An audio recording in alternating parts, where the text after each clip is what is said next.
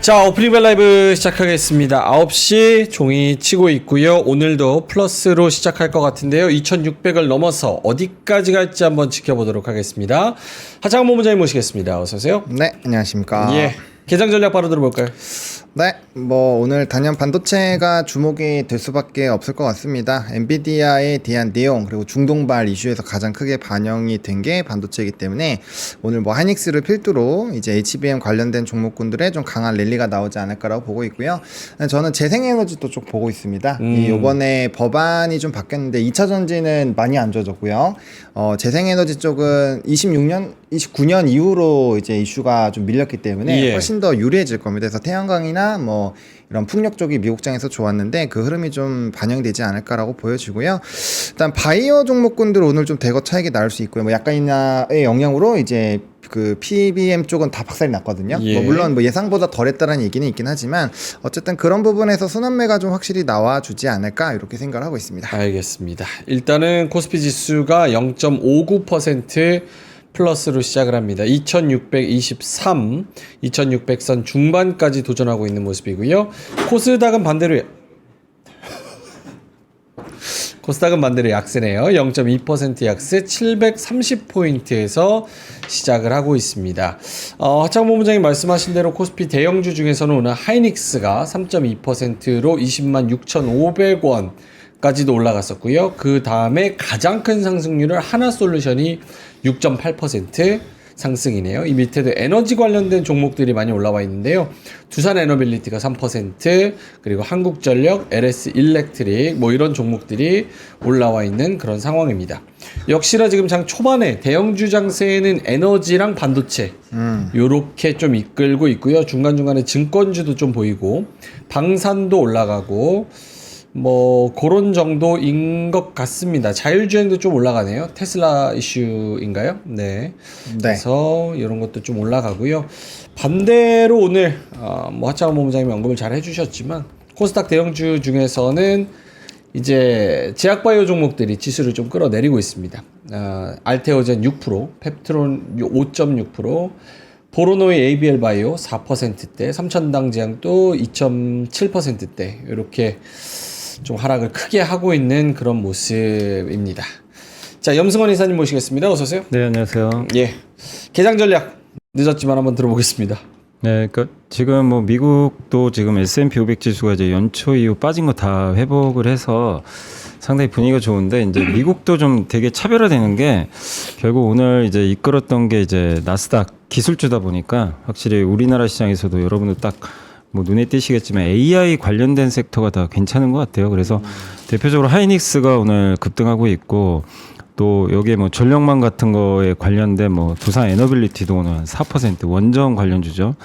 그래서 미국에서도 이런 섹터들이 좀 강하다 보니까 같이 오르는 것 같고 또 미국의 또 태양광 업종이 또 급등했잖아요. 네. 그런 부분도 그러니까 철저하게 이제 미국의 관세에 오히려 수혜를 받거나 아니면 관세와 무관하게 이제 성장하는 AI 또 사우디에서 이제 낭보가 들려온 그런 기업들이 강한 것 같고 반대로 약가인하라든가 이게 약가인하 정책이 좀 확실하게 어떤 약을 이렇게 인하를 할지 그건 좀 명확하지가 않은데 그런 좀 불확실성이 좀 있고 또 미국에서 오늘 유나이티드 헬스가 무려 17%인가 폭락했더라고요. 이제 그러다 보니까 제약주들이 어제 미국에서 좀 가장 많이 빠졌죠. 근데 그게 아마 오늘 알테오젠 펩트론 이런 기업들에도 그러니까 이렇게 지금 약가 인하의 가장 큰 대상 중에 하나가 좀 출시된 지 오래된 약이나 아니면 이제 비만 치료제처럼 좀 비싼 것들 있잖아요.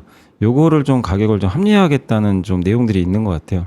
근데 명확하진 않은데 불확실한 거죠. 그래서 오늘 제약바이오는 오전부터 이렇게 좀 급락을 하는 그런 모습들인 것 같습니다. 그래서 한마디로 그냥 오늘 증시 전체적으로 보면 지수는 좀 그 코스피 쪽이 훨씬 유리하죠. 제약바이오가 아무래도 코스닥이 훨씬 더 비중이 크다 보니까 그래서 코스피가 좋은 상황이지만 미국과 거의 그냥 복사한 것처럼 좀 비슷하게 움직이고 있고 그다음에 아까 삼성전자가 이제 독일 공조기업 인수한다 그래서 관련해서 액침 냉각이나 이런 관련주가 급등하는 것도 이제 특징적인 것 같습니다. 아침에 나온 뉴스죠. 아침에 유럽 최대 공조기 업체 독일의 플렉트 요거를 2조 3천억 원에 인수를 했고 요거가 이제 하만 다음으로 8년 만인가요? 10년 만인가요? 예, 가장 큰 규모의 또 M&A 추진이라는 그런 기사들이 떴습니다. 요거 관련해서 또 관련주가 있으면 이따 잠시 또 후에 전해드리도록 하겠고요. 자, 하창 본부장님 눈에 띄는 특징들 장에서 좀 짚어주신다면. 네, 오늘도 뭐 로봇주들이 좀 움직이고 있습니다. 로봇주 중에서 일부 로봇은 이제 정치 테마랑 연결이 되어 있긴 하지만 그 아까 이제 시간이 좀 너무 길게 얘기하면 안 될 것 같아서 테슬라 얘기를 안 했는데 테슬라도 중동발 오픈을 했죠. 그래서 옵티머스를 왕세자 앞에서 자랑도 하고 그 다음에 자율주행도 이제 약속을 하고 뭐 스타링크까지 얘기를 했기 때문에 오늘 세 가지 부분도 좀 이슈가 생길 수 있지 않을까라고 보여집니다. 근데 일단은 가스터빈이나 천연가스에 대한 기사도 좀 대문짝만하게 나왔어요. 예. 이게 이제 미국, 유럽이 러시아발 에너지 비중을 좀 줄이는 부분에서 에너지원에 대한 수요가 늘어나는 기조가 유지가 되고 있고 그게 계속 이슈화가 되고 있으면 결국에는 태양광, 원전, 일단 풍력 이런 쪽들 그리고 이제 그거를 만들면 또 보내야 되니까 변압기 요렇게는 좋을 수가 있는데 거기에다가 추가로 막 붙은 게 앞에서 얘기해 주신 AI 모멘텀 계속 붙어주고 있고 또 엔비디아 칩 대거 이제 그 계약한 것도 있고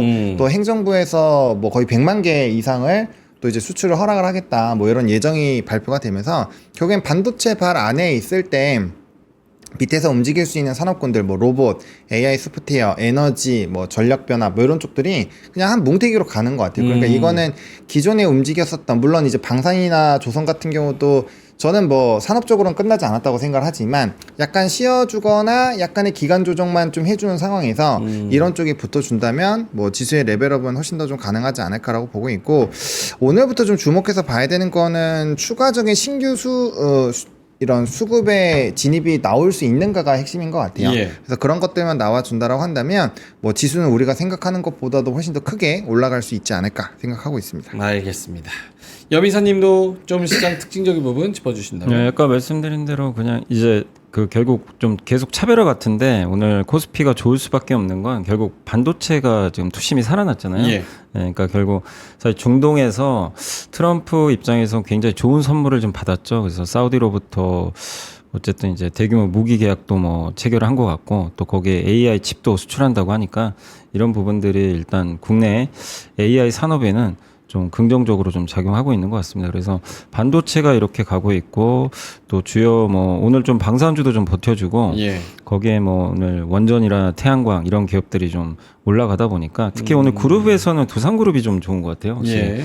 그래서 반도체와 두산그룹이 좀 이끄는 그런 모습인데 반면에 코스닥은 아무래도 시총 1등 업종이 바이오기 때문에 뭐 바이오는 어쩔 수 없이 오늘 좀 두들겨 맞는 좀 분위기 같아요. 특히 알테오젠이 무려 6%나 좀 빠지는데 뭐 뚜렷한 악재가 나온 것 같지는 않은데 아까 말씀드린 대로 약간이나 이제 머크의 키트로다가 도대체 어떻게 될 거냐 여기에 대한 좀 불확실성 이게 나온 지가 꽤 된 또 제품 중에 하나다 보니까 이것도 좀 사실 뭐 싼 제품은 아니잖아요. 예, 그래서 아마 약간이나 대상이 이것도 들어가면 또 우려되지 않을까 이런 좀 분위기가 있는 것 같은데 다만 이건 좀 명확하지는 않은 게 지금 어떤 약을 인하할지는 지금 공개가 안 돼 있어요. 예, 또 30일 동안 협상도 해야 되고. 그 얘기는 뭐예요? 13년 이상 된 그런 라이센싱이 끝난 그런 약들은 약값을 인하해라라는 이야기는 어디서 나온 거예요? 정확하게 잘 모르겠습니다. 없는 얘기. 아마 거기서 아마 보도가 나온 것 같더라고요. 제가 예, 그러니까 이거를 이제 그 연도별로 좀 나눠 가지고 예. 아까 말씀하신 대로 이제 오래된 제품 같은 경우는 이제 약가이나 대상에 좀 포함시키고 아마 그런 것 같은데 근데 명확하게 그 규정이 어떻게 돼 있는지는 좀 한 번 더 확인을 해봐야 될 것 같습니다. 그래서 지금 보니까 뭐 9년 이상 경과하고 뭐 7년 이상 경과하고 이런 이제 그 내용들도 나와 있는데, 예. 근데 이제 알테오젠이 이번에 이제 머크의 키트루다에 이제 들어가잖아요. 근데 그 부분이 키트루다도 엄청난 블록버스터 제품이잖아요. 전 세계에서 제일 매출이 높은 이제 제품이다 보니까 이게 만약에 약가가 인하되면 아무래도 이제 여기에 같이 이제 엮일 수밖에 없는 알테오젠 주가에도 부정적이고 펩트론 같은 경우는 비만 치료제 관련 또 그 사업을 하다 보니까 예. 비만 치료제도 타겟이 될 수밖에 없어요 지금 왜냐하면 비싸기 때문에 미국에서 좀 비싸죠.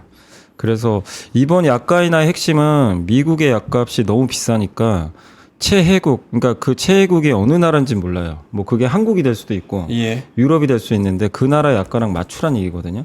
네, 낮추라는 건데 어쨌든 어떤 약들이 들어갈지 지금 명확하지는 않습니다. 그런데 오늘 미국에서 제약주가 또 빠지면서 같이 덩달아 이제 빠지는데 시장이 제일 싫어하는 게 불확실성이거든요. 근데 명확하진 않은 것 같아요. 아직까지는 어떤 약들인지 그게 결정이 안 돼서 좀 일단 이쪽 팔고 반도체 가자 또 이런 심리도 있는 거 아닌가 이렇게 좀 보여집니다. 전반적인 매크로의 투심이 좋아지면은 이제 코스피 대형주 중형주 쪽이 날아갈 가능성이 크고 그렇지 않다면은 좀 변동성이 있을 수 있지만 그래도 잘 날아갈 수 있는 뭐 제약바이오나 게임이나 혹은 뭐 엔터나 이런 쪽에 또 탄력을 받는데 오늘은 그 전자의 흐름이 좀 나오고 있는 것 같습니다. 예.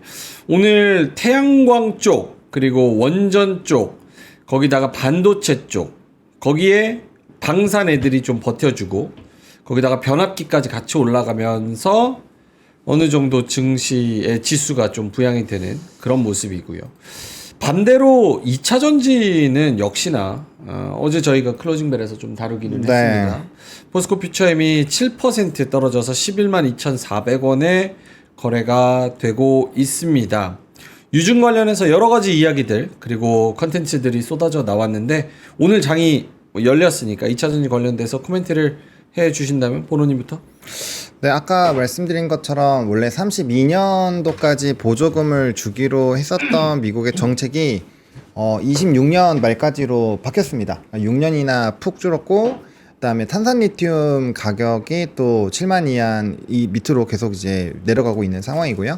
결과적으로 수익성 부분이 조금 문제가 되는 거예요. 특히 우리나라 같은 경우는 거기에다가 이렇게 유증 이슈까지 생기면 결국에는 실적에 빨간불이 있다라는 거고 그거를 뭔가 또 개선하기 위해서 뭔가 노력을 한다라는 건데 문제는 우리가 이게 주식처럼 돈을 띡 넣는다고 해서 공장이 하루아침에 딱 만들어지고 하는 게 아니잖아요. 그러니까 시간이 걸린다라는 거예요. 그러면 그 시간만큼의 돈을 그냥 묶여 있으면 기회비용이라는 게 생기잖아요. 그렇다고 했을 때 뭐 실적이 뭔가 엄청나게 변화가 나올 정도가 지금 됐느냐 그건 또 아니고 물론 수출입 데이터에서 한 달치 데이터는 조금 바뀌긴 했어요. 그래서 저도 이제 좀 반등을 하나라는 생각은 한 번 정도는 해봤는데 뭐 산업 리포트도 조금 좋은 내용이 나오기도 했고요. 근데 문제가 뭐냐면 이게 언제 가시화가 되는지가 첫 번째고 네. 그 다음에 이미 대세로 한번 올라갔었던 산업이고 시총이 많이 커져 있으니까 실적에 대한 만약에 부분으로 턴어라운드가 나오려면은 그 기대감이 굉장히 커야 되는데 과연 그걸 충족시킬 수 있을까?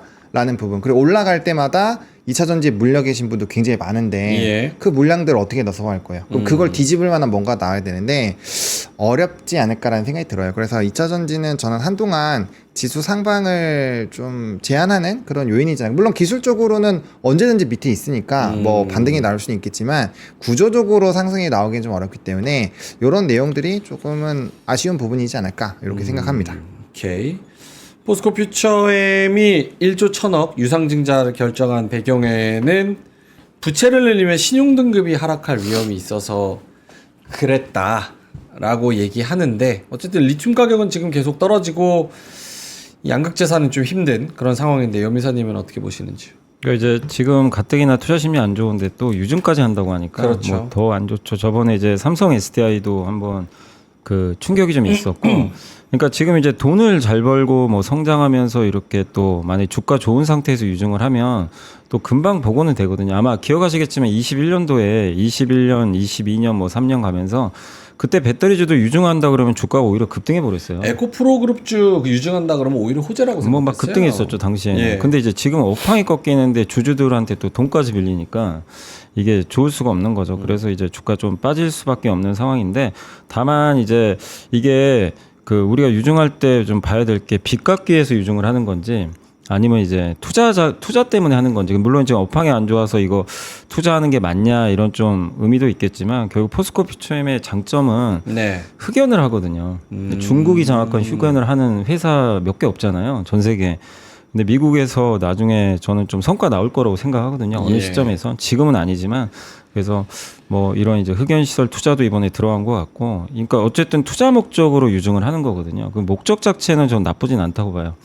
빚 갚으려고 하는 게 제일 안 좋은 거고, 다만 지금 워낙 투심이 안 좋기 때문에 좀 주가가 좀 흔들리고 있고, 그리고 그래도 포스코홀딩스 오늘 좀 주가 빠지지만 예. 포스코홀딩스 대주주가 참여하거든요. 만약에 포스코홀딩스도 빠져버리면 이건 되게 안 좋죠. 근데 이제 최대주주가 이렇게 참여하는 것도 나쁜 모양은 아니라고 봅니다. 그래서 일단 유상자 충격은 좀 받고 있지만 저는 어쨌든 뭐 주가가 계속 좀 이렇게 그 밑으로 좀 계속 하방을 받는 것보다는 좀 시간이 좀 지나면 좀 안정화 될 것 같고, 그 다음에 2차 전지가 어제 이제 그 뭐 보조금 얘기 좀 나오면서 좀 상당히 오늘도 좀 빠지고 있는데, 다만 사실 우리가 한번 생각해 보면 작년부터 트럼프 당선되고 나서 IRA 폐지된다. 예. 그 얘기 계속 나왔잖아요. 우리가 몰랐던 내용도 아니고 발표된 내용보다는 사실은 더 괜찮거든요. 그러니까 저는 어제 좀 빠지는 게 좀 이해가 안 되더라고요. 약간. 왜냐하면 뭐 미국에서 전기차 안 팔리고 있고 보조금 혜택 축소될 거는 이미 시장이 어느 정도 반영을 하고 있었고, 거기다가 이제 이 배터리를 만들 때마다 받는 그 보조금 있죠. AMPC라고 하는데 그게 2032년에서 2031년으로 1년 단축됐어요. 네. 근데 이거는 잘못하면 이것도 폐지되면 어떡하지? 우려 있었는데 폐지가 안 됐어요. 2031년이면 아직 좀 여전히 많이 받을 수가 있기 때문에 긍정적인데, 이거를 어떻게 보면 태양광은 좋게 해석해서 폭등을 해버리고 같은 논리거든요. 사실 배터리도 같이 받아요.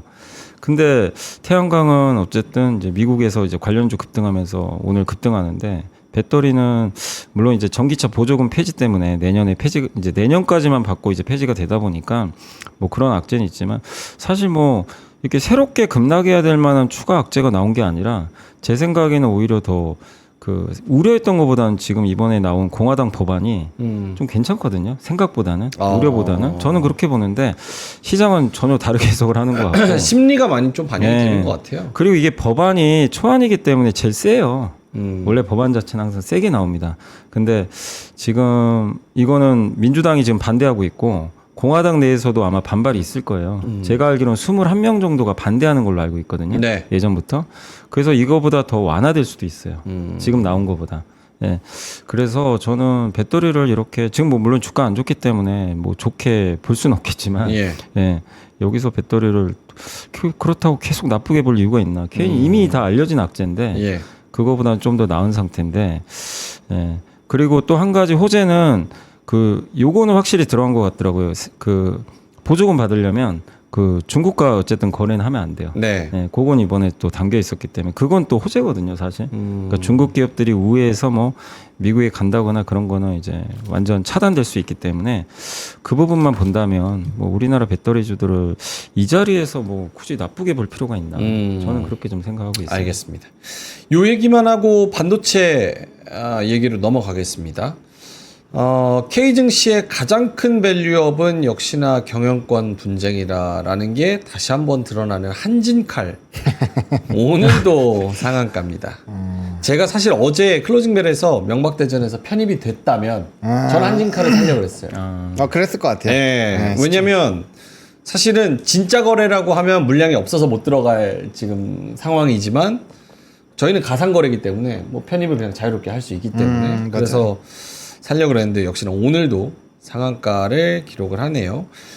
호반과 경영권 분쟁 가능성, 요거는 어떻게 봐야 되는지 그에 따라서 우리가 티웨이 소노 쪽도 봤고 고려아연과 그 어디죠 영풍과의 그런 히스토리도 봤고, 경영권 분쟁이 또 한 번 요게 뭐 트레이딩 관점으로는 또 주가에 부스트가 될 수 있을지 어떻게 보시는지 궁금해요. 하창원 본부장님.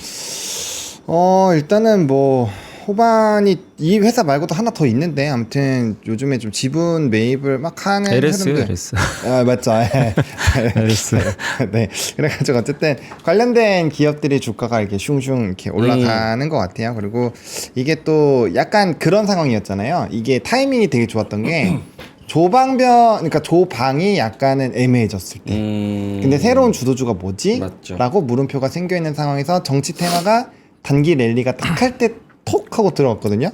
그러니까 뭐 저야 뭐 반도체를 계속 외치고 있던 사람이니까 뭐 반도체 쪽으로 좀 돌아가는 스토리가 좋아지면 막 하겠지만, 많은 분들은 반도체를 별로 안 좋아하실 수도 있잖아요. 주가 너무 안 가기도 했고, 그러다 보니까 뭐 이런 뉴스들이 조금 더 부각이 되는 것 같고, 또 최근에 어쨌든 경영권 분쟁이 나왔었던 뭐 고려아연, 그 다음에 뭐 좀 아픈 기억이 있었던 그 다른 쪽도 마찬가지고 티웨이 그것도 티웨이. 마찬가지. 예, 그쪽도 마찬가지고 어쨌든 주가는 되게 많이 올랐었거든요. 그래서 그런 이게 같은 이슈가 어쨌든 좀 단기간에 올랐었던 상황이어서 추가로 붙으면 이렇게 잘 가는 부분이 있어요. 그래서 일단은 뭐 내용을 떠나서 이런 경영권 분쟁 이슈는 당분간은 또 나오면 아마 관련된 기업은 좀 급등을 할 거라서 이슈 초반 부분에 빠르게 뉴스를 접하셨다면 저는 발을 낼름 한번 넣어보는 건 나쁘지 않다. 근데 지금은 뭐 편입을 할 수 있었으면 편입이 됐을 거예요. 왜냐면 거래가 되니까 점상은 아니니까.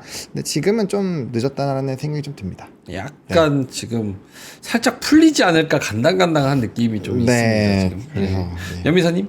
네, 그러니까 지금 뭐 M&A 이슈는 앞으로도 계속 나올 가능성이 높은 것 같아요. 이제 또 상법 개정 이슈도 있다 보니까 네.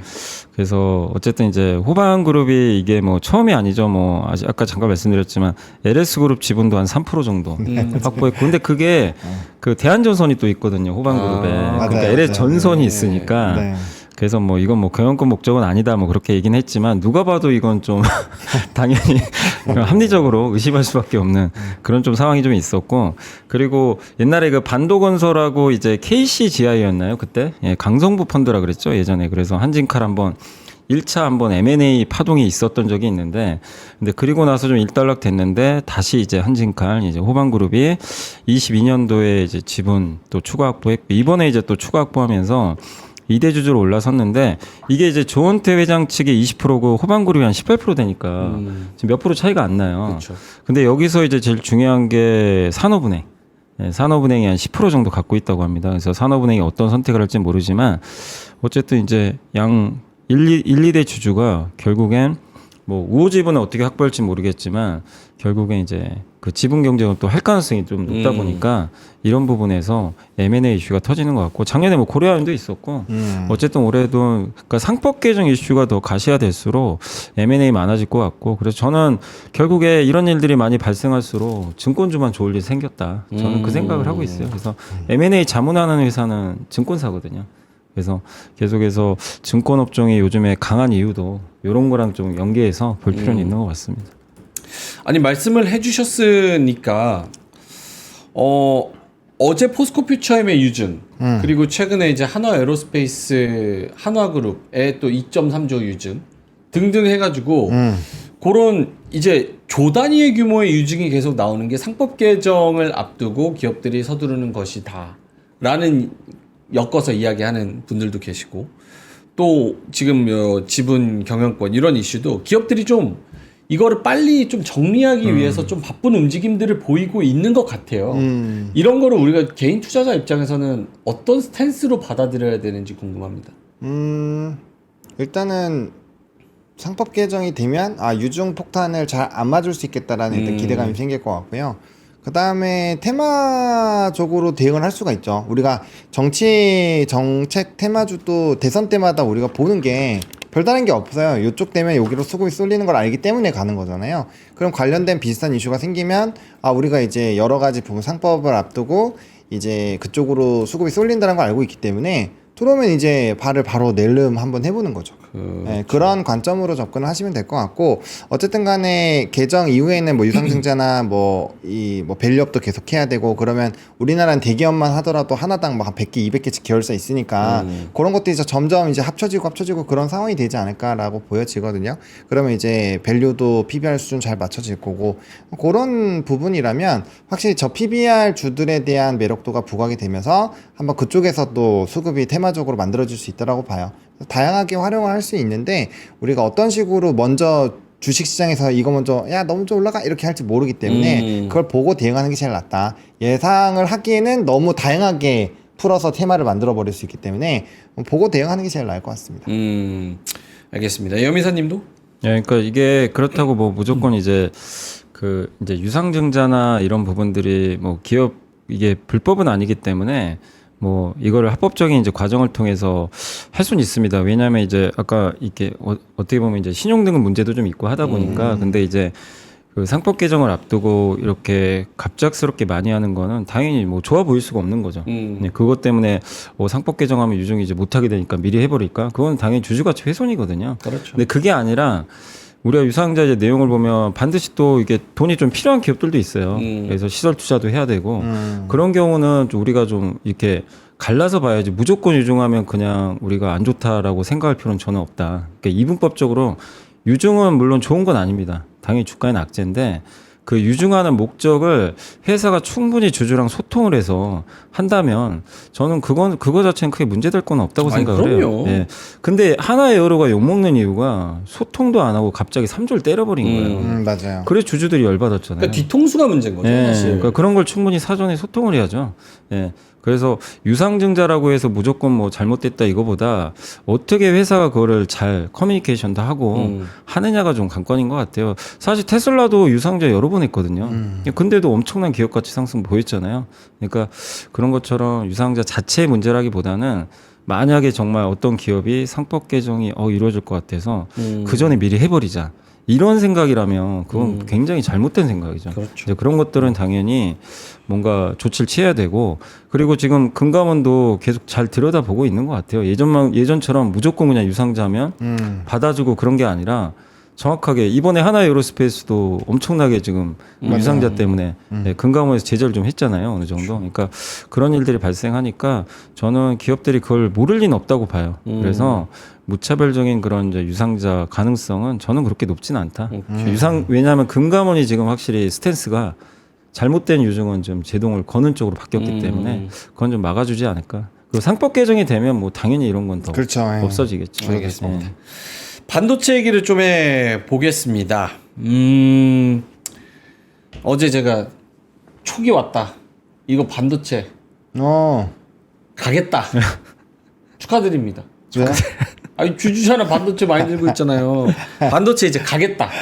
근데 이거 근거는 없다. 근거는 모르겠다. 없다. 근데 이제 엔비디아 좋은 뉴스가 나와줘가지고. 그렇죠. 어쨌든 오늘 뭐 하이닉스도 3% 올라가고 있고 한미반도체도 2.4% 하나 비전도 같이 또 올라가고 있습니다. 5.9% 정도 올라가고 있는데 이제 슬슬 이제 뭐 다른 뭐 한경이나 매경이나 여기서 나오시는 분들의 의견이 조금씩 더 자신감 있게 이런 의견을 좀 발언을 하시는 것 같아요. 예를 들어서 모건 스탠리가 여태까지 계속 뭐 요즘 최근 들어서는 틀렸다.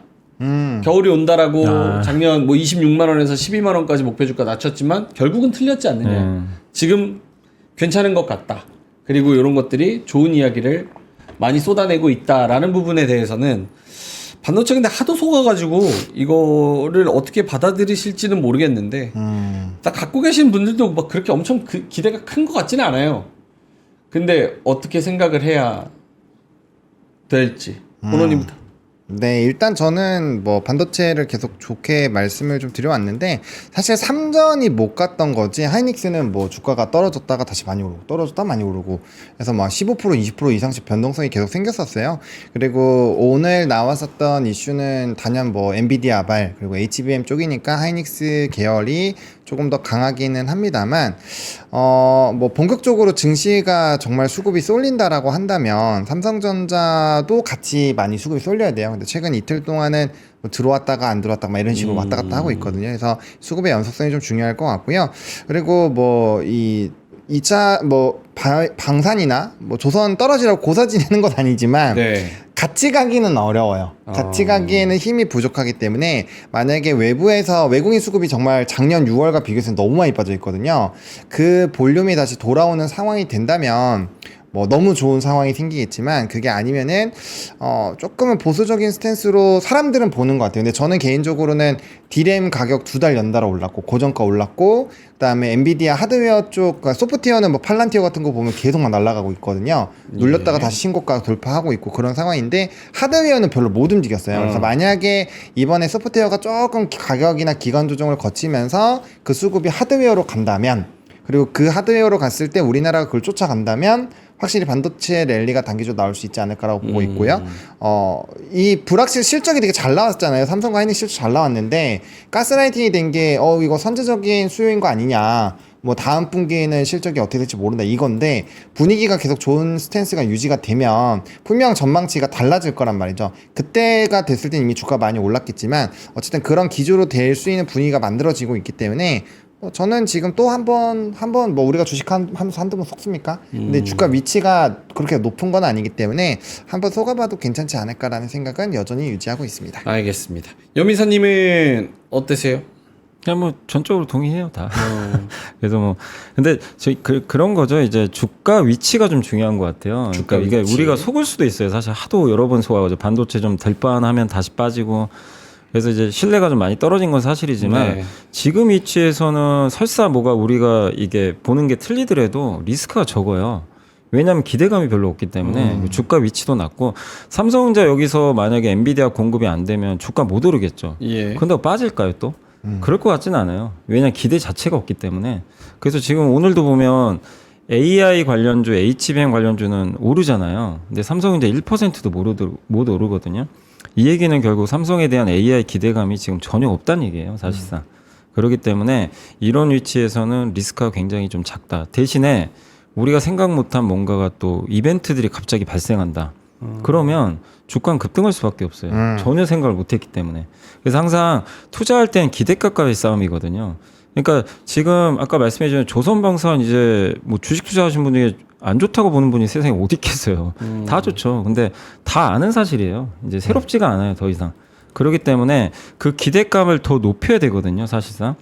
근데 그런 뉴스가 또 나온다면 모르지만, 그러니까 그런 게 아니라면 결국에 이제 더 높은 주가 상승이 나오기가 좀 쉽지 않고 또 여기서 새롭게 기대값 생기는 기업들이 생기면 그쪽으로 바톤 터치가 되니까 예. 그런 면에서 보면 반도체는 여기서 뭐 강하게 간다 이런 거보다도 여기서 뭐 반도체를 뭐 이렇게 더 나쁘게 볼 만한 저는 이유는 없는 상황에서 AI는 분명히 좀 좋아지는 게 이번에 또 중동까지 또 시장이 열리게 되니까 이런 부분들 분명히 또 좋은 뉴스거든요. 그래서 반도체에 대한 시각은 뭐 좀 부담 없다, 편하다.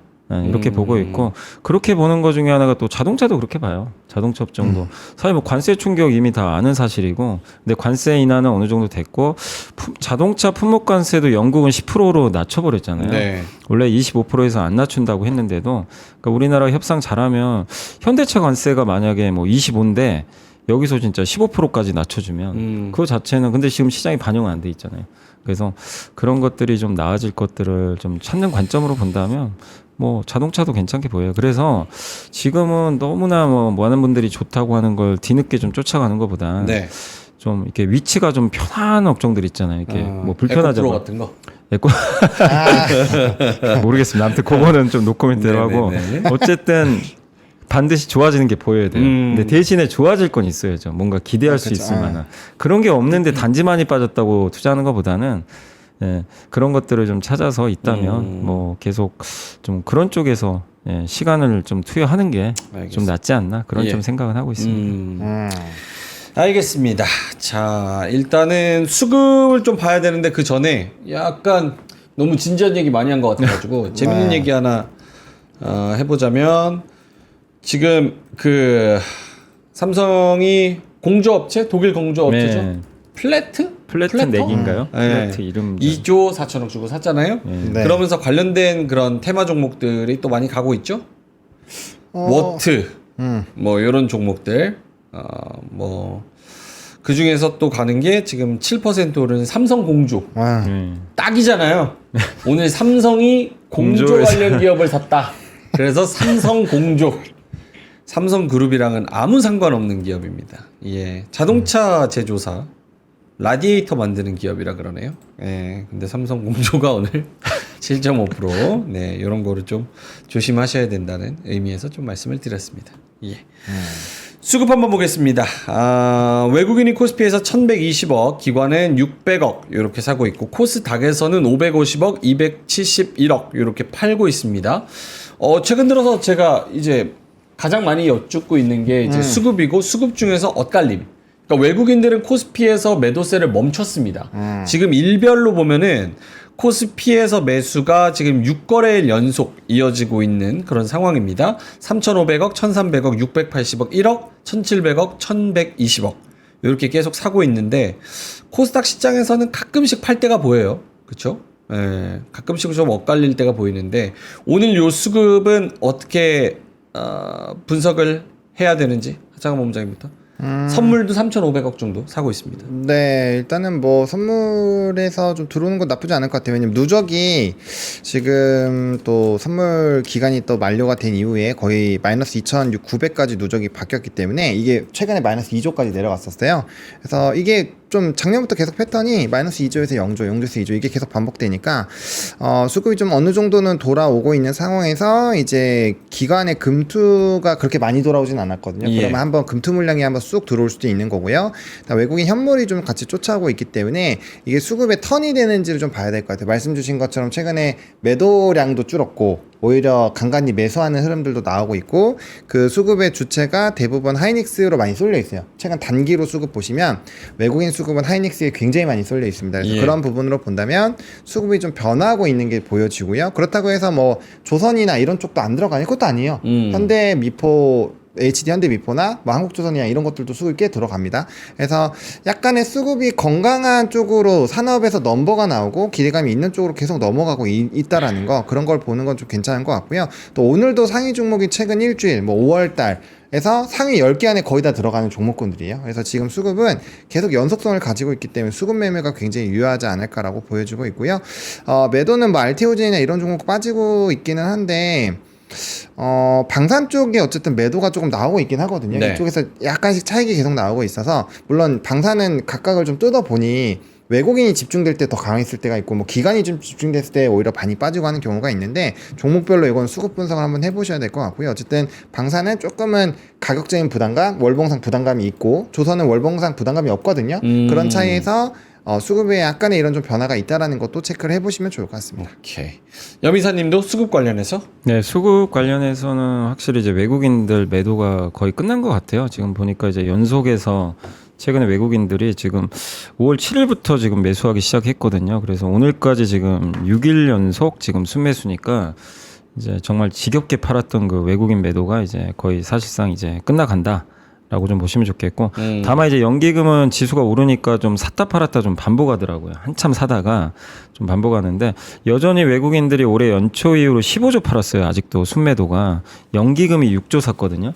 그러니까 연기금의 순매수는 저는 오르면 오를수록 오히려 좀 둔화될 수밖에 없고 이제 결국엔 외국인들이 좀 이제 오르는 장에서는 좀 이끌지 않을까. 외국인들은 어쨌든 공격수 역할을 하니까 저는 외국인들이 이렇게 들어온다면 지수 상단이 좀 열릴 가능성도 좀 배제할 수 없는 것 같습니다. 다만 이제 이게 정말 오늘도 한 1,500억 사는데 어느 시점까지 살지는 우리가 모르니까 근데 외국인들이 꾸준히만 좀 매수를 해준다면 코스피가 상대적으로 좀 좋은 그런 움직임 나올 것 같고 오늘 특히 전기전자 좀 많이 사는 것 같아요. 네네. 그러니까 그동안 사실 조선방산 이런 것도 많이 샀지만 오늘 아마 하이닉스 중심으로 좀 많이 사는 것 같은데 대표 반도체 기업들이 이렇게 꾸준히 매수한다는 건 결국 외국인들이 이제 복귀했다는 거거든요. 그러면 한국 증시는 한 단계 더 레벨업 될 수도 있겠죠. 근데 다만 아쉬운 건 이제 코스닥이 이게 같이 좀 발을 맞추면서 가지면 좋은데 코스닥은 제약바이오가 좀 일단 어느 정도 좀 불확실성이 노출돼 있다 보니까 네. 코스닥은 지금 오늘 한 700억 가까이 팔거든요. 또 반대로. 그래서 좀 둘이 같이 갈 수 없다는 게 조금 이제 아쉬운 점이다. 그래서 제약바이오가 좀 오늘 외국인도 팔고 있어요. 그래서 바이오의 부진이 좀 약간 아쉬운 그런 좀 장세 아닌가라고 생각하고 있습니다. 오케이. 알겠습니다.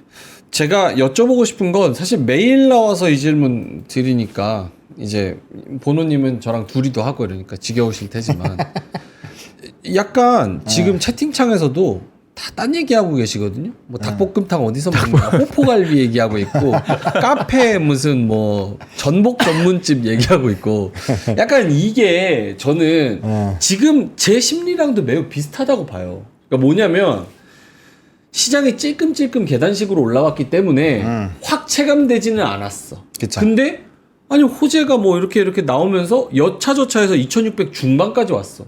그러면 나는 주식 비중을 지금 사기도 그렇고 그렇다고 뭐 팔자니 이전에 조금 많이 팔아가지고 더 팔기도 그렇고 그렇다고 홀드하고 가만히 보자니 이제 트레이딩 영역에서 할 수 있는 애들만 있는데 걔네도 대중 없이 하루 올랐다 하루 떨어지고 이러니까 좀 난이도가 애매한 그런 장이 아닌가라는 생각이 들어서 네. 두 분이 전반적인 지금 여러 가지 뉴스와 이슈와 수급과 상황과 이런 거를 봤을 때 앞으로 몇 주 동안을 생각했을 때 이게 앞으로 썰물이 나올 수 있는 기간으로 생각을 해야 되는 건지 아니면 이전보다 자신감을 갖고 2700 그 이상을 바라보고 반도체도 사고 눌려있는 거 사고 적극적으로 좀 나서야 되는 기간인 건지 아니면 애매하니까 담벼들 필요 없이 그냥 쉬자라는 구간으로 생각을 해야 되는 건지 그 다음에 이제 어떤 업종을 노리고 큰 밀물 썰물 안에서 업종을 노리고 매수 매도를 노리는 거잖아요.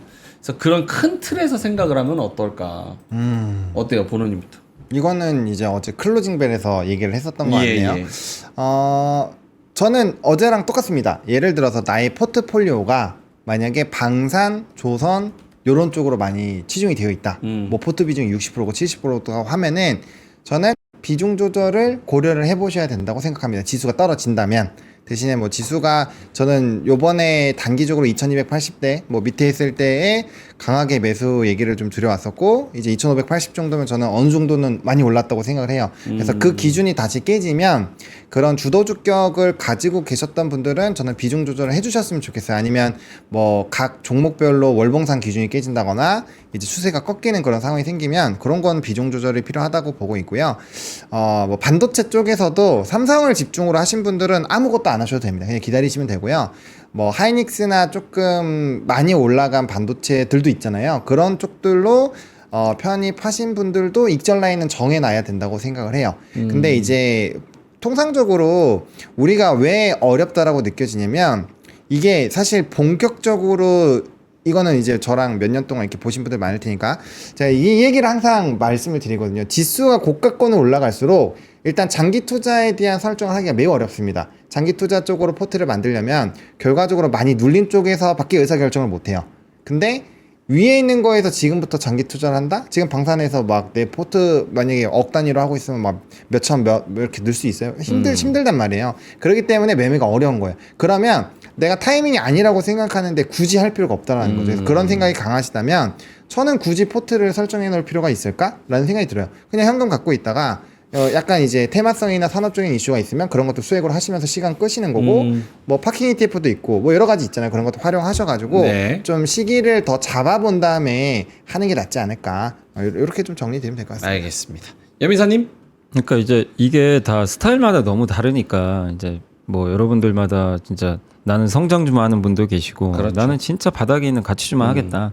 다르니까 그 적용 방법은 이제 각자 좀 고민해 보셔야 되겠지만 이거 저 기본적으로 지금 아주 질문 되게 잘해 주신 게 다 그 생각이에요. 저도 시장 보면서 되게 어중간해요. 네. 차라리 폭 나가면 그냥 사면 되거든요. 그쵸. 간단해요. 되게 단순해요. 아니 좀 짜증나도 뭐 투자하면 되지. 트럼프 시대에는 짜증날 때 사야 돼요. 사실은. 그래야 돈 버는 지금 장세인데 이렇게 또 편하다가 뒤통수 맞을 것 같거든요. 그래서 이제 함부로 좀 들어가기 어렵죠. 네네. 근데 내가 종목이 지금 잘 안 보이고 이러면 그냥 아무것도 하지 마세요. 그냥 그게 맞습니다. 왜냐하면 기회는 언제든지 와요. 근데 이게 제일 위험한 게 뭐냐면 이러다 2,700 갖고 800 갈 것 같아요. 그럼 또 따라 들어가요. 아. 그러다 또 물리는 경우. 제가 그래서 그 질문 하는 거예요. 그러니까 그런 경우는 내가 뭘 투자해야 될지 지금 준비가 안 된 상태고 그냥 네. 뭐 오늘 원전 좋으니까 원전 사볼까? 반도체 좋으니 한번 따라가 볼까? 이런 거는 의미가 없다는 거예요. 근데 그걸 그날그날 뭐 트레이딩 하신 분도 계시겠죠. 뭐 그런 분들은 뭐 오늘 두산 에너빌리티 가서 나는 오늘 시초가 들어갔으니까 한 6, 7% 수익 내고 나올까? 뭐 그런 분들은 그렇게 하시면 되는데 대부분 개인 투자분들이 그렇게 하시기보다는 뭔가 이제 큰 사이클을 보고 이렇게 들어가시기 때문에 타이밍상 지금 좀 약간 또 어중간해져 버렸거든요. 지수도. 그래서 그런 경우는 차라리 좀 기다리자. 네. 근데 그게 아니라 아직도 지금 저 바닥에 지금 처박혀 있는 것들도 많이 있어요. 찾아보시면. 근데 그런 기업들 중에 아까 말씀하신 뭐 저 PBR도 있고 뭐 고배당 많이 주는 기업들도 있어요. 사실 찾아보시면 고배당주 중에서도 통신주가 많이 갔지만 또 예를 들면 이제 고배당주 중에서 좀 못 간 기업들이 그 광고기획사 같은 회사들. 이거 예를 든 거예요. 뭐 제일기획이나 이노션은 배당 수익이 한 6% 나와요. 맞아요. 근데 주가는 저 바닥에 처박혀 있거든요. 근데 재미없어서 안 하시죠, 아무도. 관심이 없으니까. 근데 그런 걸 또 좋아하는 분들도 있어요. 근데 그런 기업들이 뭐 지수 빠진다고 또 얼마나 빠지겠어요, 사실. 맞아요. 그러니까 이거를 잘 구분을 한번 해보시라고. 내가 그런 기업을 나는 한번 배당주를 해볼까? 안 간 거 있으면? 그런 것도 하나의 선택이고, 대신에 이제 이제 요런 거죠. 왜 이 말씀을 드리냐면, LX 일렉트릭 한번 이 차트 보시면, 네. 진짜 많이 갔잖아요.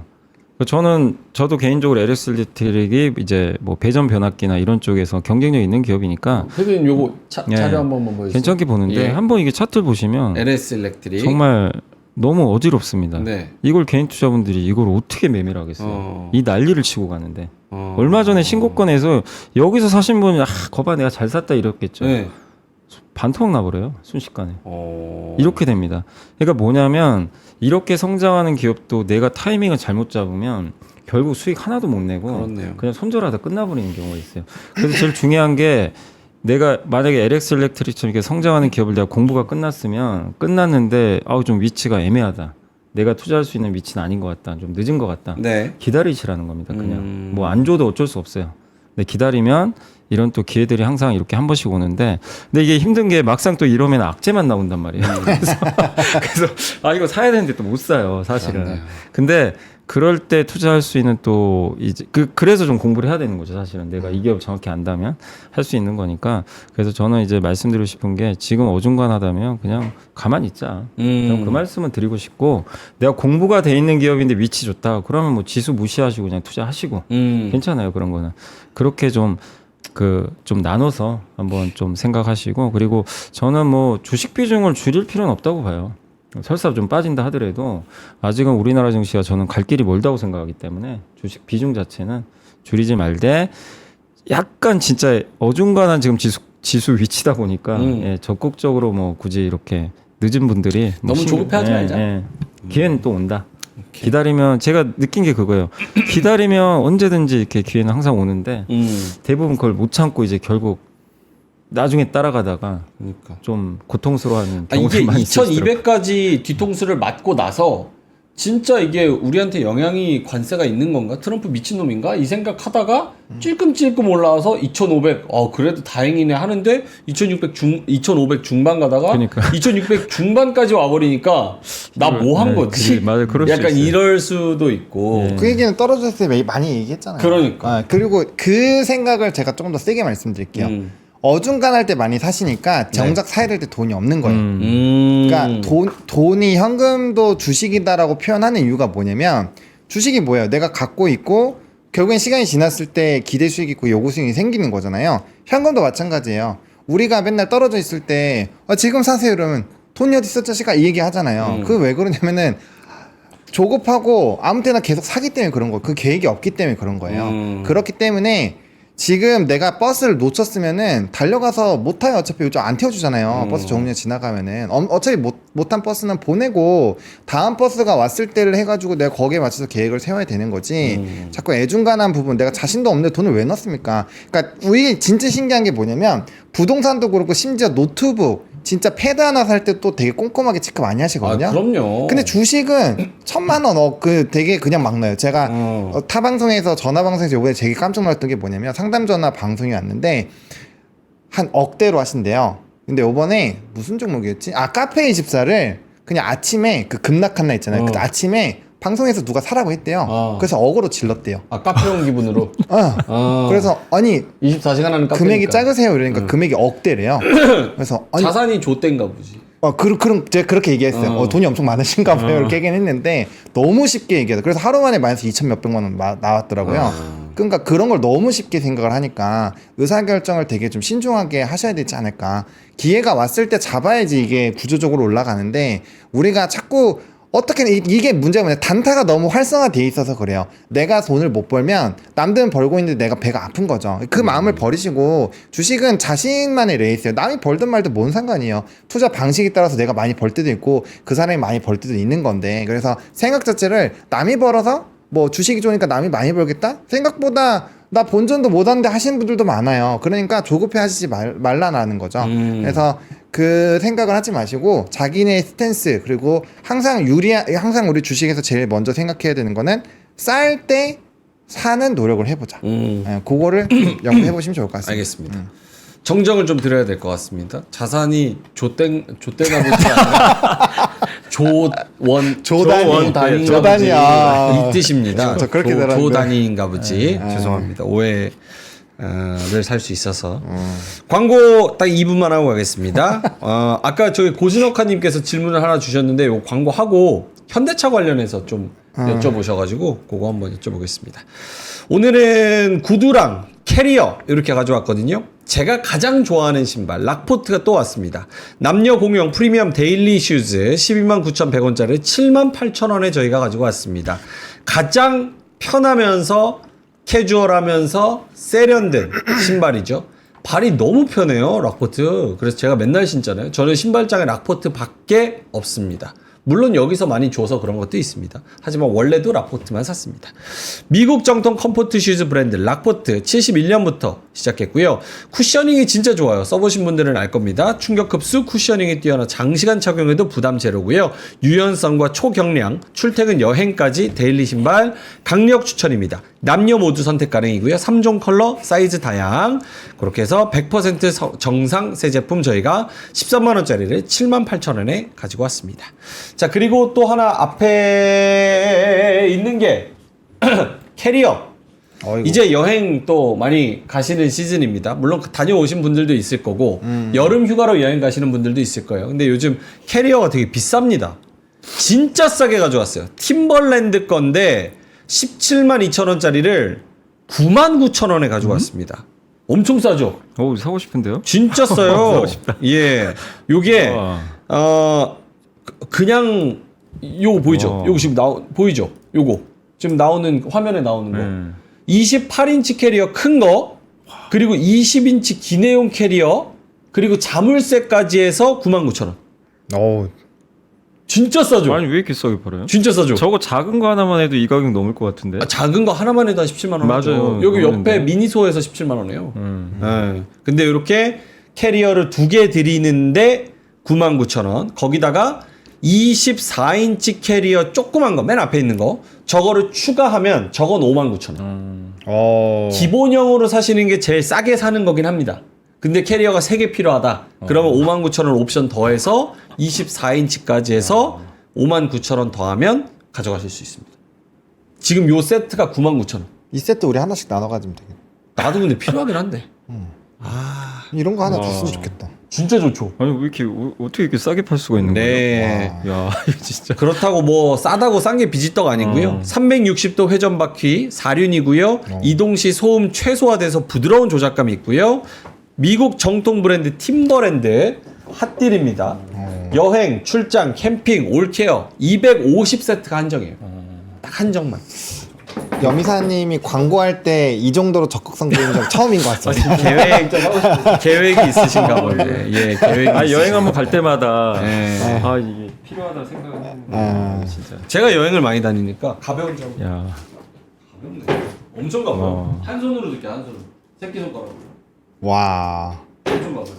덩어리가 크면 원래 무거운데. 진짜 좋아. 싸긴 싸다. 그러니까 여기서 가격이 구매하세요. 마음에 드니까. 백화점 가면 이거 캐리어 사는 게 어마어마하게 비쌉니다. 비싸요. 예. 자, 고정 댓글에 링크 달아드릴 테니까요. 미리미리 구매하시고 또 10월 추석 때 긴 연휴 있거든요. 이때 사시고 또 그때 쓰셔도 되고 아니면 6월 달에 다가오는 또 6월 또 휴가 있어요. 여행에 네, 휴가 중간에. 있으니까 그때 쓰셔도 되고 캐리어는 사놓으면 3년 4년 뭐 계속 씁니다. 계속 고장 날 써요. 때까지. 예. 자, 그래서 요거를 저희가 고정 댓글에 링크 달아드릴 거고요. 거기 들어가서 구매하시면 될 것 같습니다. 자, 그럼 두 분 자료 봐야 되는데 요거는 짧게만, 정말 짧게만, 너무 많이 한 얘기라서 고준혁한님께서 보노님께 꼭 이 질문 좀 해주세요. 현대차 지금 장투 관점에서 봐도 괜찮을까요? 하시는데 이거는 항상 대답이 정해져 있죠. 네. 예. 네. 뭐 걱정하실 거 없죠. 저 18만 원 이하에서는 사실 거침에서도 가능하다고 했는데 전 17만 5천 원대 떨어졌을 때는 스탠스를 조금 바꿔서 이제 이전에 만약에 한 주씩 산다면 한 5배 정도 늘려서 사되 거치로는 막 엄청 세게 넣지 말자, 한 번에 다 넣지 말자라고 얘기했는데 그때부터 벌써 주가가 15% 올랐거든요. 근데 어쨌든 20만 원은 좀 애매한 것 같고요. 18만 원 이하에 다시 만약 기회를 준다면 저는 뭐 계속적으로 모아가는 거 너무 좋다. 20만 원 이하에서는 계속 모으는 건 하는데 뭐 크게 이제 막 많이 사진 마시고요. 제가 처음부터 계속 말씀드렸던 가격이 18만 원이었어요. 그래서 그 밑으로 사시면은 저는 뭐 진짜 무난무난하게 괜찮을 것 같아요. 기회를 다시 줄지 모르겠지만 아직은 차트가 역배열이니까 기회를 더 준다면 그럴 때 가격 오면 사고 안 사면 두고 이런 현대차 같은 종목은 가격을 정해놓고 사야 돼요. 딱 이 밴드 안에 오면 사고 안 오면 안 사고. 그래서 좀 인내가 많이 필요한데 사놓으면 저는 뭐 좋아지지 않을까. 왜냐면 상법 개정에서 저는 제일 크게 수혜받을 종목 중에 하나가 현대차라고 개인적으로 생각을 하고 있거든요. 왜냐면 사실 실적에 비해서 시총이 너무 낮아요. 제 생각은 그렇습니다. 그래서 네. 그런 걸 본다면 좀 기대를 해봐도 되지 않을까 생각합니다. 현차의 장점 싸다. 현차의 단점 항상 싸다. 예. 아니 맞습니다. 한 번씩 대세시 나는 나와요. 안 싼 걸 본 적이 없어. 현대차 비싸다고 얘기하는 사람을 만나본 적이 없어. 맞아요. 평생. 싸긴 싸죠. 평생. 그러니까 사야죠. 네. 그러니까 사야죠. 근데 5월 28일에 배당락이래요. 네, 그래서 배당이 있으니까. 배당은 또 잘 주잖아요. 네. 많이 줘요. 사실 맨날 싼 게 배당만 잘 줘도 그 완전 수익만 땡큐죠. 어디예요? 그럼요. 진짜. 복리로 계속 쌓이니까. 저도 현대차 말씀드리면 현대차가 1년에 우리가 이제 재미가 없어서 그렇지 23년에도 그렇고 특히 작년에 밸류업하면서 엄청 올랐거든요. 엄청 많이 올랐어요. 그러니까 지금 현대차 우선주는 배당 수익률 한 6, 7% 되거든요. 그러니까 이렇게 생각하시면 돼요. 7% 그냥 정기 적금 넣었다. 맞아요. 근데 이 정기 적금이 어느 날 갑자기 20% 적금으로 바뀌는 날이 올 수도 있다. 네. 그런 약간 복권 같은. 네. 아 진짜 맞는 말인 네. 것 같아요. 그러니까 그런 개념으로 정말 좀 편하게 대응하시면. 근데 지금 갈 만한 뉴스는 사실 없어요. 맞아요. 당장은. 저는 막 유증이나 이런 양아치짓 빼고 그냥 그거 딱 빼고 저는 우리나라 재벌 3, 4대들이 되게 경영 잘한다고 생각해요. 정의선도 마찬가지고 김동관도 그렇고 실제로 이 경영하는 사람이 이 아버지 세대랑은 확 달라요. 이 유학 가가지고 맞아요. 뭐 배운 것도 그렇고 생각하는 것도 그렇고 확 다릅니다. 그래서 좀 그런 부분에서는 현대차도 굉장히 좋게 보고 한화도 좀 좋게 보는데 그 중에서 이제 이걸 승계받는 과정에서 생기는 그런 양아치짓들 뒤통수 이런 것들이 문제가 되는 건데 어쨌든 네, 좀 긍정적으로 바라보겠습니다. 성킴님께서 2,000원 JYP 외쳐주셨고요. 오늘 JYP 어떻게 됩니까? 오늘 JYP 1.9% 올라가고 있네요. 많이도 안 떨어지고 또 많이 오르지도 않네요. JYP도 69,200원입니다. 네. 자, 그럼 56분이어가지고 여미사님 자료를 준비하셨으니까 네. 시간이 있나요 지금? 1분만 진짜 아니, 이거 1분 안 또 하면 집에 가서 잠을 못 자겠다. 아이고. 2, 3분 정도? 2, 3분은 드릴 수 있어요. 그러니까 저는 이제 원전을 좀 좋게 봐야 된다. 계속. 원전 좋습니다. 진짜 좀 눌림목에서 근데 최근에 이제 KB증권 자료도 많이 나와서 한번 읽어봤는데 저도 따로 조사해봤거든요. 미국 미시간주에 팰리세이드 원전 프로젝트가 있어요. 요게 이제 재가동 들어가요 올해. 그래서 올해 말에 재가동 여기에 SMR 300 배치됩니다. 2기가 배치되는데 이제 올해부터 이제 본격적으로 투자 시작되는 거죠. 여기 파트너사가 현대건설이거든요. 그러니까 뭐냐면 우리나라 이제 원전 업체, 건설 업체들이 이제 미국과 주요 글로벌 기업과 같이 손잡고 같이 해요. 네, 그렇기 때문에 좀 관심 필요하고 요게 SMR이잖아요. 그래서 여의도 면적이 50분의 1밖에 안 되고 대형 원전은 여의도 100개래요. 그러니까 엄청나게 이제 작게 만드는 건데 이게 이제 앞으로 활성화 되겠죠. 근데 여기 중심에 이제 우리나라 기업들이 또 있으니까 관심 필요하고 그리고 한국이 이렇게 경쟁력 뛰어난 건 다른 거보다 프랑스가 아무리 뭐라고 소송을 걸어도 저는 프랑스가 우리 못 이긴다고 생각하는 게 납기일 때문에 그래요. 납기일은 거의 목숨과 같거든요. 비용이 엄청 증가해요. 근데 프랑스 같은 경우는 납기일을 못 지킵니다. 예. 원정 시킬까 저걸? 그러니까 이게 인력 문제가 있는 것 같아요. 제가 봤을 때. 예. 그래서 보면 미국, 프랑스 원전 건설기가 14, 17년 걸려요. 우리나라는 8, 9년에 끝내줍니다. 그렇기 때문에 동유럽 국가들 원전하고 싶으면 우리나라 손잡고 싶죠, 당연히. 예. 근데 이제 자꾸 프랑스가 딴지고 니까 그게 좀 안타깝긴 하지만 이런 것들이 지금 이제 경쟁력이니까 한국은 SMR 경쟁력도 있고 이 납기일 경제요. 대형 원전에서. 이런 두 가지가 있으니까 자꾸 저는 이제 방산과 조선 스토리처럼 좀 이거 생각이 좀 돼요. 결국 우리나라에서 그동안 잘했던 걸 해외에 이제 수출하는 시장이 이제 열리지 않을까. 그래서 원전에 대해서 너무 좀 짧게 볼 필요는 없지 않나 이렇게 생각하고 있어요. 약간 문화적인 역치가 다른 것도 좀 있는 것 같아요. 뭐 현대 정주영 회장을 기점으로 그냥 뭐 다리 비가 폭풍우가 몰아쳐도 다리를 내가 짓겠다 해가지고 목숨 걸고 뛰어드는 것처럼 약간 납기 맞추는 건 당연히 기본 개념으로 생각하고 그렇죠. 이거를 잘 맞아요. 만드냐 못 만드냐의 개념이라고 우린 생각하는데 네. 저쪽에서 아니 했는데 안 되는데 어떡하냐 약간 이래버리니까 그러니까요. 좀 달라요 문화가 진짜. 네, 근데 그런 이게 진짜 우리 요즘에 우리나라의 경쟁력으로 떠오르는 것 같아요. 그쵸. 이게 확실히. 빠르게 맞춰서 네. 잘하는. 예. 알겠습니다. 자, 그러면 슬슬 마무리를 해야 되는데요. 시장을 돌아가 보면요. 코스피가 0.5%, 2621. 오늘도 시원하게는 못 갑니다. 찔끔찔끔 이 정도로 좀 가는 것 같습니다. 코스닥은 0.3 마이너스 이렇게 되고 있고요. 아까랑 뭐 그렇게 크게 다르지는 않네요. 한진칼이 상한가가 풀렸고 하나솔루션은 더 치고 올라가고 있고 SKC가 또 상위로 올라와 있는 그런 상황이고요. 그리고 하이닉스가 조금 더 치고 올라가고 그 다음에 카이, 한화 에어로스페이스, 요런 현대 로템, 요런 애들이 조금 더 크게 반등을 해주고 있는 그런 상황입니다. 그렇죠? 요 정도인 것 같아요. 오늘 2차 전지는 뭐 각오를 좀 해야 되는 이런 상황에서 빠져나오기 힘든 것 같고, 또 제약 바이오도 좀 안 좋은 상황. 게임주도 덩달아서 같이 넥슨 게임즈, 위메이드 이런 애들도 같이 좀 떨어지는 그런 상황이네요. 예. 엔터주가 좀 많이 치고 올라오네요. 네, 목표 주가 상향 오늘 꽤 많이. 아하, 그렇군요. 리포트 브리핑. 네. 몬스터급 저연차, 베몬 얘기하는 거겠죠? 늪 탈출 성공한 YG, 베몬이 해냈으니 이젠 불핑 차례다. 알겠습니다. 자, 전반적으로 뭐 무언가 확실한 시장이 있을까 싶습니다. 그래도 그 안에서 수익은 있으니까 잘 찾아보시고, 유자님이 영차 하셨으니까 우리 이하늘님도, 뷰티풀 엔젤님도 영차 지영님도 같이 영차 하면서 이따가 뭐 10시 11시 2시 요때 지나고 나서는 조금 더 빨간불로 바뀌어 있기를 좀 기대를 해보겠습니다. 점심 맛있게 드시고요. 저희는 3시 20분에 클로징 벨에서 찾아뵙도록 하겠습니다. 염이사님은 다음 주 수요일에 또 나와주실 거고요. 저희 오프닝 벨은 여기서 이만 마무리하겠습니다. 고맙습니다. 감사합니다. 감사합니다.